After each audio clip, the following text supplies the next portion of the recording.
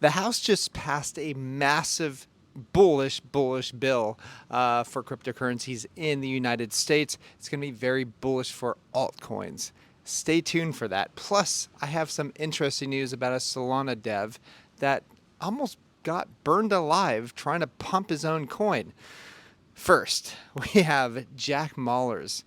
He has something really interesting to say about pretty much covers the video that I did a couple days ago.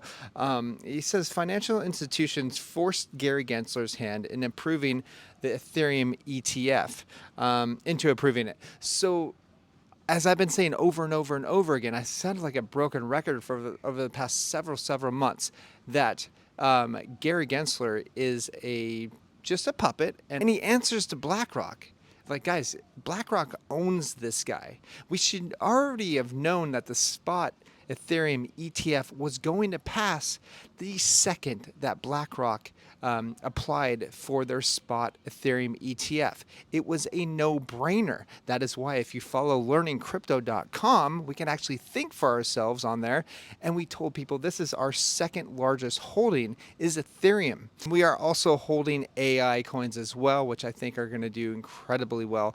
But that's for another video. Next, you want to know about inflation right now? Here's another cool little fact here. If you spent $1 million a day since Jesus was born, you still would not have spent $1 trillion as of today. And the US debt is almost $35 trillion.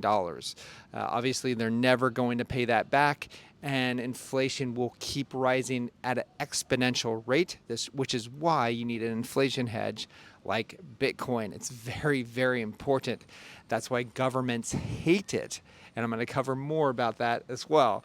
Okay, but first, a Solana dev hospitalized with third-degree burns trying to pump a meme coin. So this guy had fireworks shot at him, right, while he was doused in alcohol. These are the type of devs that are coming out of Solana. Guys, like this, he almost won the Darwin Awards here, right? Like, just, I think it's going to get much worse. All right, you're going to see crazier and crazier things being done. People are really going to hurt themselves. I don't actually know if it pumped. It's not even worth my time, because if a dev is willing to do that, it's not even worth looking at the stupid project or stupid meme coin that he's trying to pump.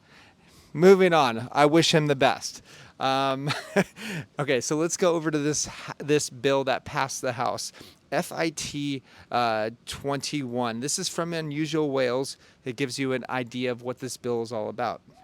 A cryptocurrency regulation bill that creates a path for cryptocurrencies to be exempt from many securities regulations if they achieve a sufficient level of decentralization.